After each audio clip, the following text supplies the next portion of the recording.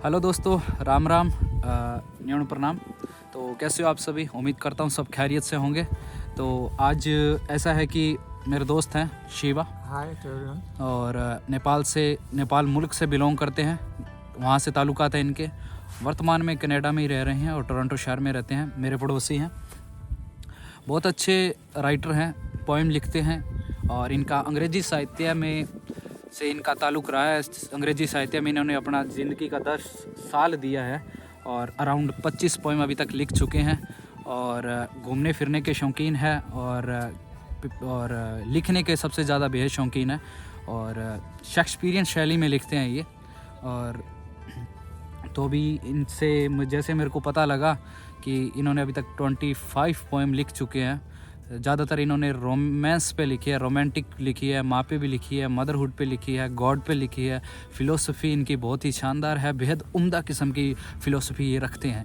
तो आज अभी इनसे पोएम सुनेंगे, तो बेहद प्यार दीजिएगा और शेयर कीजिएगा, कमेंट कीजिएगा, इनका हौसला बढ़ाइए। और बहुत अच्छा छुपा हुआ हिडन टैलेंट है एक तरह से। और तो शिवा और हाँ, तो इनका थोड़ा सा परिचय करते हैं थोड़ा। तो शिवा, आपकी एजुकेशन का बैकग्राउंड क्या रहा है? मेरा एजुकेशन का बैकग्राउंड, मैं थोड़ा जोर से बोलिए। एजुकेशन फैकल्टी से मैं बिलोंग करता हूँ। मतलब मेरा bachelors masters language and literature में, इंग्लिश लैंग्वेज एंड लिटरेचर में रहा है। तो ये इसके मतलब लिटरेचर के ऊपर मेरा खास लगाव है। तो किस यूनिवर्सिटी से आपने अपना अध्ययन किया? Tribhuvan university of Nepal, that is one of the top university. Okay, it's a well renowned university in the Nepal. Well renowned. Okay, तो मैंने वहाँ से टीयू से, त्रिभुवन यूनिवर्सिटी से मैंने लैंग्वेज एंड लिटरेचर में। How long have you been living in Canada? It's been almost 6-7 months। Okay. या और तो हम आज लेकर आए हैं आपके यूट्यूब चैनल पे आप चैनल शिरकत पे। किया, इसके लिए आपका बहुत बहुत शुक्रिया, बहुत बहुत धन्यवाद मैं करता हूँ। और तो शिवा क्या है कि त्रिभुवन यूनिवर्सिटी से पढ़े हुए हैं। नेपाल की एक त्रिभुवन यूनिवर्सिटी है, बहुत ही फेमस यूनिवर्सिटी है, वहाँ से ये पढ़े हुए हैं और अभी वर्तमान में एक फ्लेमिंग कॉलेज है टोरंटो में, वहाँ ये पढ़ाई कर रहे हैं। और आज की पोएम किस पे रहेगी मुझे बताइए। आज की पोएम रहेगी, जैसे मैंने डिफरेंट टाइटल्स लिख रखे हैं, पर आज का हमने चूज किया वो रिग्रेट ऑफ डियरेस्ट, मतलब ये लव के ऊपर रहेगा। ओके, मतलब every person is like a poet when he or she is in love, you know। मतलब इश्क वाली पोएम है ये। हाँ, तो ठीक है। मतलब हर एक अपना टीनेज जो होता है वो दौर से सब गुजरते हैं, तो ये अपना अपना एक्सपीरियंस गुलाब की उम्र होती है वो। हाँ, ठीक है। तो आप रियल पोइट का मानना क्या है, वो रियल में लव में हो या ना हो, पर वो लव में जैसे और लोग फील करते वैसे वो फील कर सकता है, मतलब इमेजिन करके वो लिख सकता है। तो ये काफ़ी तो एक यादगार पल इसलिए रहेगा क्योंकि हम जहाँ बैठे हैं ये यूएस से और कनाडा की बॉर्डर पे बैठे हैं और ये ओंटारियो लेक है। मेरे पीछे एक ओंटारियो लेक है, काफ़ी बड़ी लेक है। तो उसके कनाडा के टोरंटो के ईस्टर्न पार्ट पर हम बैठे हैं और टेम्परेचर है वो -20 है और ये यादगार पल रहेगा शिवा हमारे लिए एकदम बिल्कुल। और रोमांटिक पोएम है काफ़ी, तो इसको उसी रोमांस के साथ सुनाना मुझे, ताकि हमारे जो व्यूअर्स हैं उनको बहुत बढ़िया लगे, उनको वो, ताकि आपका कॉन्फिडेंस बढ़ाने के लिए वो शेयर तो करें। मेरा टाइटल रहता है regret of dearest. Regret of dearest, ये टाइटल का अर्थ क्या होता है, जैसे आप किसी से कुछ या टीनेज उम्र में या किसी भी एज में आप लव करते हो, या ऐसा भी समय आता है जहाँ आप उसको या वो आपको अचीव नहीं कर पाता, मतलब लाइफ पार्टनर के रूप में आ गया, अपना रिलेशन नहीं बढ़ा पाते, तो या उसको पछतावा होगी या आपको पछतावा होगी कि हमने मतलब ये अपना जो लव अफेयर था उसको आगे क्यों नहीं बढ़ा पाए। तो उसके नज़रिए से आप कैसे सोचते होंगे, ये एक फीलिंग्स है, उसके ऊपर मैंने लिखा है। तो जैसे कि आपको ही ले लें, आप किसी से लव अफेयर में होंगे तो आप कैसे सोच सकते हैं उसके बारे में, आप बिछड़ने के बाद। तो फीलिंग्स पे आधारित है ये। ओके। जैसे मैं शुरू करता हूँ। Whom I want, whom I know, whom I love, whom I follow, whom I want, whom I know, whom I love, whom I follow. I think I know we are traveler of life. I believe, I hope our soul would survive. You kept a relation, left a relation, neither it will die. My heart lives off in remembrance of thy. Neither I forget you, nor I achieved you. What I needed I abandoned, only guilt I regret. Banishment of my deep love from her heart, wept me, pressed me to be mad, deeply a lot. If I died, my dear, happily I may remember.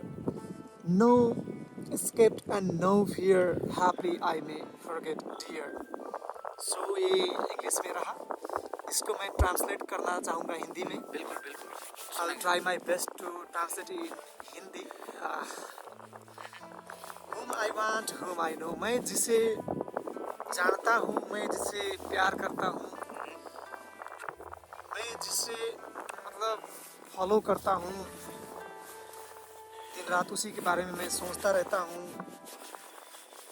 जिसको मैं एकदम करीब से जानता भी हूँ, उसकी भावनाएं, उसकी हर एक अवस्था के बारे में मैं जानता हूँ. मुझे लगता है कि हम दोनों जीवन के एक सहयात्री हैं. जैसे आपको पीछे दिखेगा ये क्या है, लेक है. वो लेक में जैसे एक नाव होती है, उसमें जो ट्रैवलर. हाँ, तो ट्रैवलर, तो Okay. हम ऐसे जीवन के यात्री हैं, सैलर. जो एक ही, हाँ, सेलर, जो एक ही नाव में बैठ के हम अपना जीवन का यात्रा आगे बढ़ा सकते हैं. मैं ऐसा सोचता हूँ कि हम जीवन के दो एक यात्री हैं, एक जीवन के दो यात्री. और मैं बिलीव करता हूँ और ऐसी आस करता हूँ कि अपना ये जो आत्मा है, हम साथ में हो या ना हो, पर ये अनंत काल तक ये जीवित रहेगा. यू केप्ट, आपने, आप और हमने ये संबंध बनाया, रिलेशन बनाया.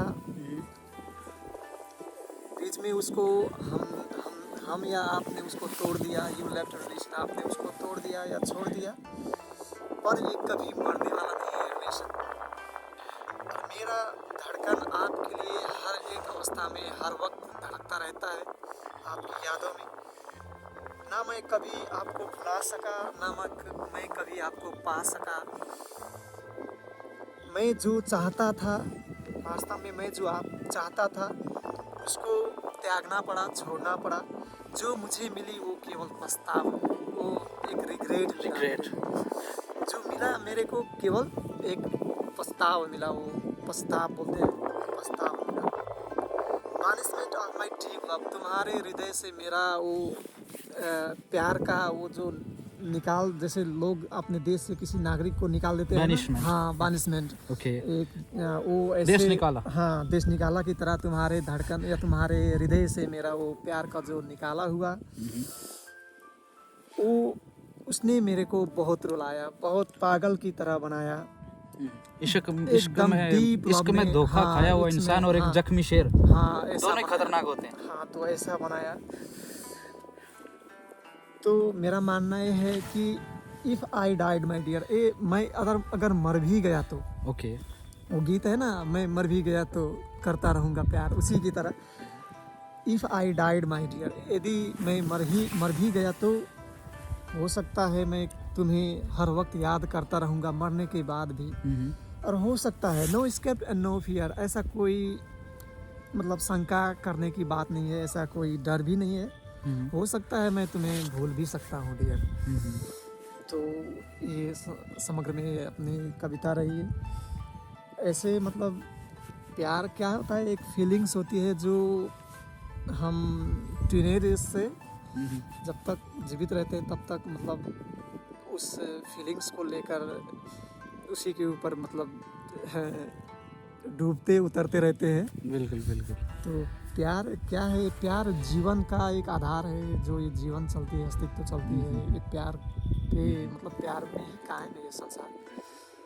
प्यार, मोह, माया, ममता, मतलब ये नहीं है तो जीवन ले लीजिए. प्यार में क्या है कि मैं जहाँ तक जानता हूँ कि प्यार उस एक खरबूजे की तरह है. हाँ, ये मिठास होएगा.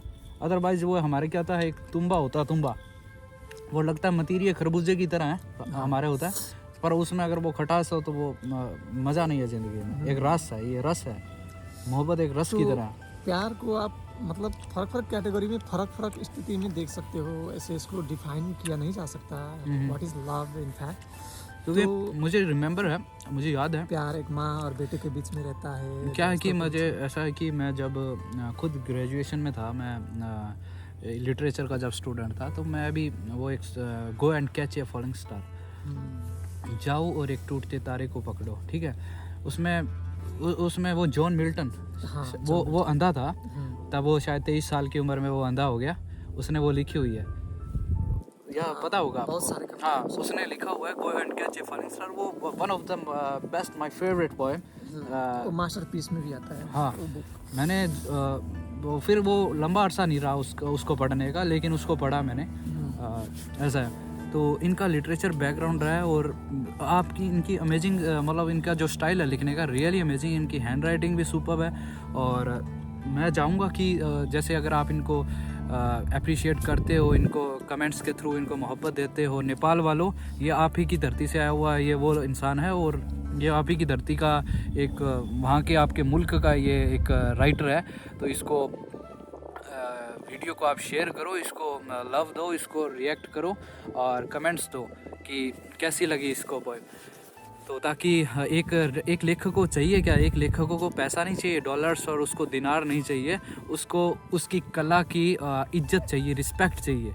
तो वो यही है कि अगर एक लेखक को उसको वो मिलता है, अहोदा मिलता है, तो प्यार मोहब्बत मिलता है, तो वो और ज़्यादा प्रयास करेगा, अच्छा लिखेगा, हाँ, तो मुल्क का नाम भी फेमस करता है।